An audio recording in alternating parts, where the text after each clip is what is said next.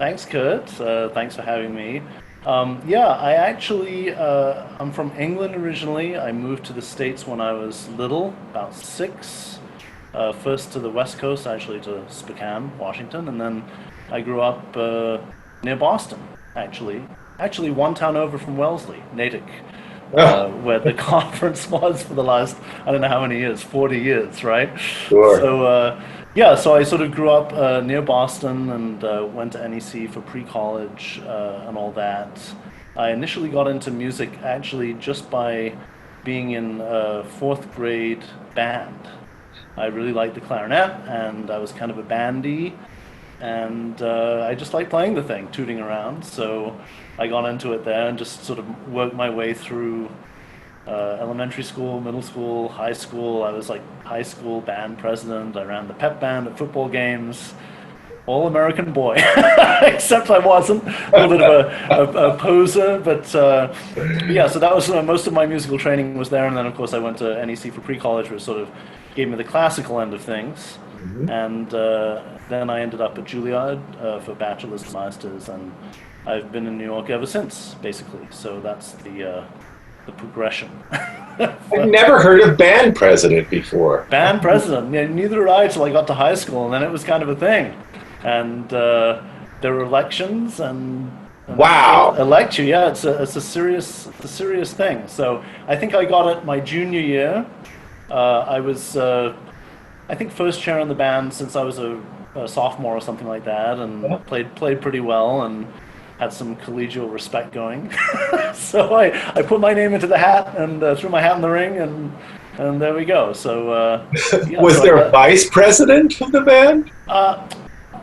Yes, there was actually. My I God. actually had to think about that for a minute, but it was a good friend of mine who was vice president. Yeah, and he was a trombone player.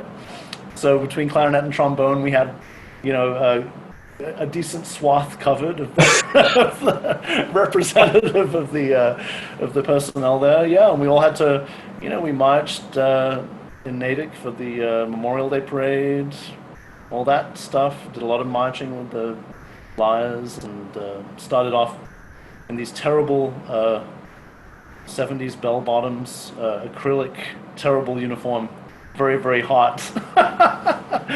And then, this was like the early 90s, so they switched it out to like a very lightweight kind of windbreaker parka type things, and we all breathed a sigh of relief. No longer soaking in the sweat of our forefathers. That's right. These That's right. awful, awful uniforms. So, Looking forward to the new millennium. yes, exactly, exactly. So that was my a lot of my musical experience growing up, and it was a lot of fun. Did some really cool things in high school band, and then also at NEC in the pre-college. I was in a few orchestras, and we toured and did things like that.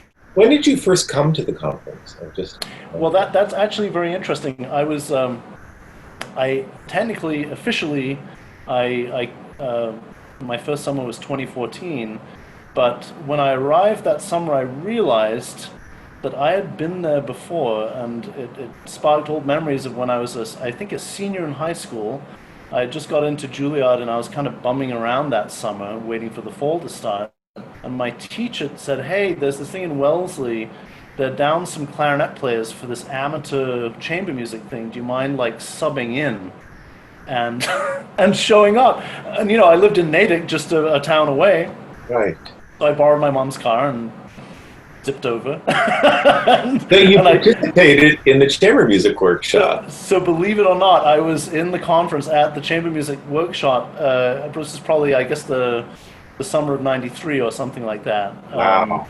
Yeah, just I kind of randomly showed up, and it was funny because they asked me, "Where are you from?" And I said, "Oh, I'm from Natick," and they kind of laughed. They said, "Oh, wow, you're from next door. Had you ever heard of this?" And I said, "No, never heard of it in my life." In I think it was 2014 was my first summer. Jim Baker had asked me to come.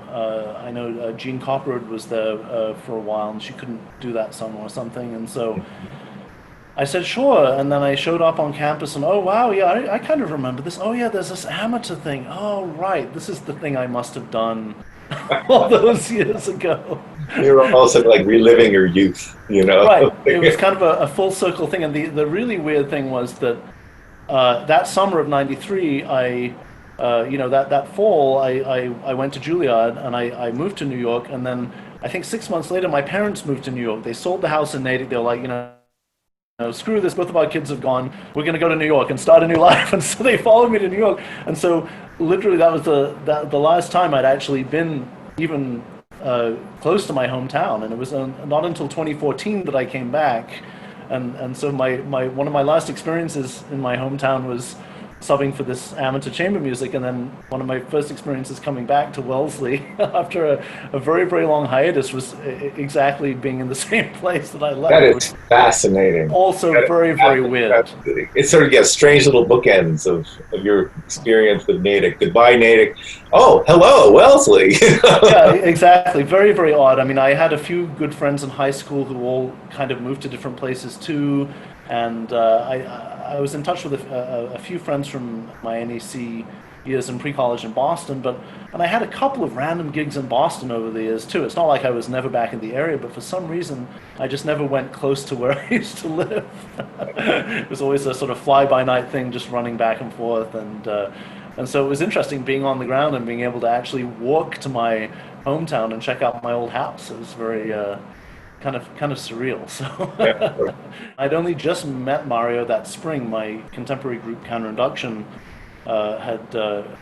we had put on we were in the process of putting on an 80th birthday concert for him there, and so we coached a lot with him, and it's just like everything seemed to happen at once. I suddenly met Mario, I think it was in March. So, oh, you're going to be playing a lot of my music this summer. Oh, this kind of thing. And then did a whole bunch of did the clarinet quartetto and a couple of the pieces of his with Counterinduction.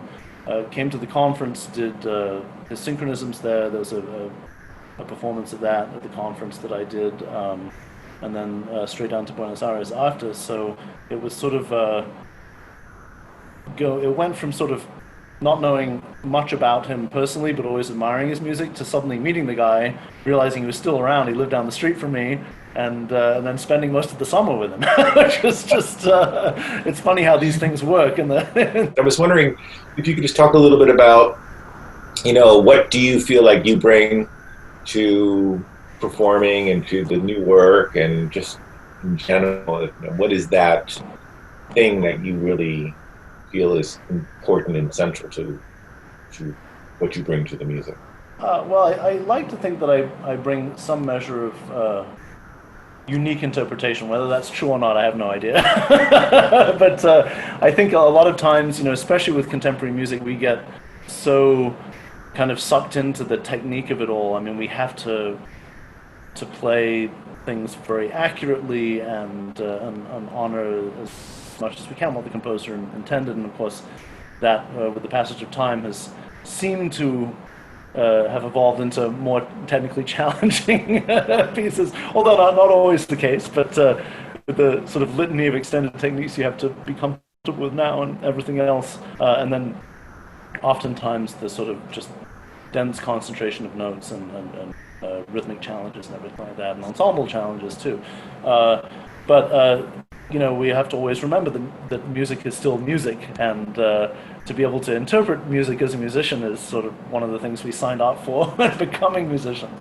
And I think sometimes it's good to take a step back and say, okay, well, this is just using all of my brain power to manage technically to make work, but how can I also make it my own piece, and how can I tackle issues of phrasing and emotional clarity or any of these other things that might strike you or the composer or the other performers or listeners differently. And so it's really what I found in the conference ensemble especially is that it's filled with people colleagues I very much admire and respect, both on a technical level and also on a musical level. I mean, people who are really into getting the most out of this music that they can, not just from, I nailed that passage and I can go home now, but really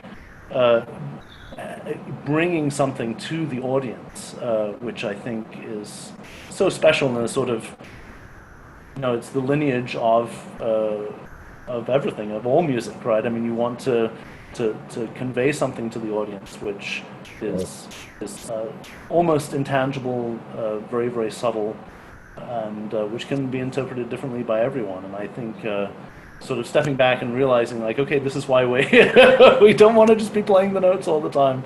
Or playing all the right notes is very important, of course, but what is that space between the notes, the way that we can sort of bring out the more subtle aspects of these compositions. Being sort of thoroughly in the musical world, I don't have a huge amount of things that I do other than this. But one thing I do, and I'm sort of as a hobby, is I'm a classic car enthusiast. I have an old BMW that I do all of my own work on. And it's interesting. I mean, it may or may not relate to music at all, but I know it definitely relates to being flexible. I have a few friends who are also in this world, and they're all non-musicians, of course, and people you chat with online, and you're often called upon to provide kind of unique solutions to dealing with this antique machine that that may possibly be kind of outside of the box in terms of what you would sort of think of in black and white as something mechanical. Oh, this is either broken or it's not broken, and you replace this part this way, and you address this problem this way. It's amazing to see when you sort of tap into the collective consciousness of all these different people from different backgrounds, different professions, who all have this one kind of unified hobby on this one machine, how many different approaches there are to actually fixing this thing, and to see that it's not necessarily always, in fact, it's almost never black and white. There could be 100 different ways to approach some particular project to get this thing running again, or to approach some particular issue. And just the two I thought of seemed to me very good, and then suddenly you see someone else's solution, you think, oh man, that just saved me 3 days. I think to myself, well, if I was messaging someone about replacing like an engine seal deep in the bowels of the engine compartment, what creative ways could I address without having to pull the whole engine out? I mean, I think being able to try to think flexibly that way, and to also see someone else's side of things, and to seek their opinion sort of in a non-judgmental way, can sometimes get you much further than if you just sort of stick very obstinately to your own ideas, right? And in the music business, we're all very opinionated about some certain things, and that's good too, to have strong opinions, and to really feel that passionate about your craft that you really want to do it this way.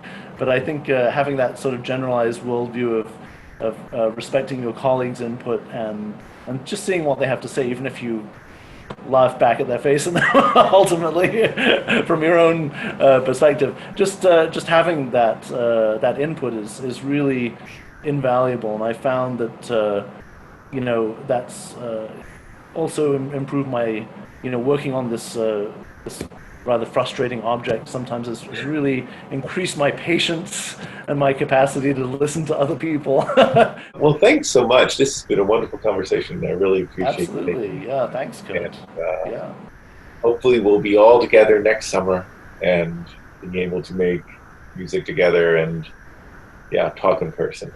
Yes, indeed. I think that would be a wonderful goal to have, and hopefully we can reach that goal. I mean, it's the virtual concerts are wonderful, and were very novel and fun at the beginning. But I think we're all missing that deep connection that only live performance can bring. So I agree.